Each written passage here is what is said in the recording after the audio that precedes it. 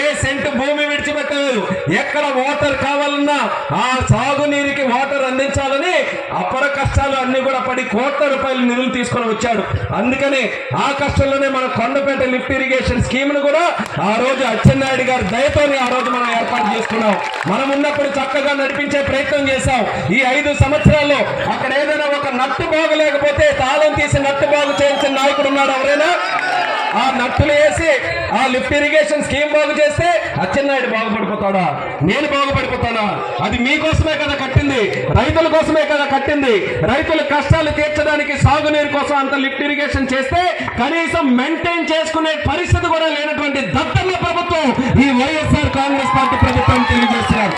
కేవలం ఇక్కడ ఉన్న లిఫ్ట్ ఇరిగేషన్ స్కీమే కాదు, ఒక్క కాలువ బాగు చేయలేదు, అక్కడ కట్టడి మన్ను తీయలేదు, చెరువులు బాగు చేయలేదు. పోనీ తీరా కష్టపడి ఆ ఆకాశంలో ఉన్నటువంటి వరుణ దేవుడి తాలూకా ఆశీర్వాదంతో 4 పంటలు 4 బస్తాలు పంట పండించుకున్నామనంటే కనీసం ఆ బస్తాలు పండించిన తర్వాత కొనడానికి కూడా ఒక్క అధికారం రాలేదనంటే ఎంత మదమెక్కి ఈ ప్రభుత్వం కూర్చున్నదో ఒక్కసారి మీరు గుర్తుపెట్టుకోవాలి. 5 సంవత్సరాల్లో మనం కష్టపడుతున్నాం, మనం పంట పండించుకుంటున్నాం, కానీ కొనట్లేదు. నెలలు తరబడి ఇంటి అరుగు మీద పంట ఉండిపోతుంది. పోనీ కష్టపడి మనం ఏదో తీసుకెళ్లి ఏ మిల్లుకైనా ఇస్తే మళ్ళీ బిల్లు అయ్యి మన అకౌంట్లో డబ్బులు పడ్డానికి ఒక పండగ దాటిపోతుంది, 6 నెలలు అయిపోతుంది, సంవత్సరం అయిపోతుంది. ఆ రోజుల్లో మేము ఏ గ్రామానికైనా వెళ్తే అయ్యా మాకు డబ్బులు రాలేదంటే మొన్నే కదా అయ్యా పంట వచ్చింది, మొన్నటి రాలేకపోతే కొన్ని రోజులు ఆగు మేము కూడా అడుగుతానంటే మొన్నటిది కాదయ్యా క్రిందటి సంవత్సరం పంటది కూడా మాకు డబ్బులు రాలేదని ఏడుపులు ఏడ్చారు మన రైతులు. అంత రకంగా ఇబ్బంది పెట్టారు ఈ ప్రభుత్వం.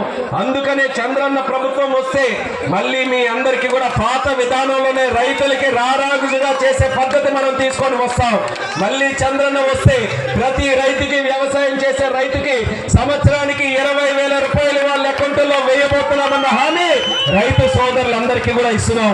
ఇక బీసీలు ఉన్నాం మనం అందరం కూడా, మన శ్రీకాకుళం జిల్లా అంతా బీసీలే, కష్టపడేటటువంటి వ్యక్తులు మనం అందరం కూడా.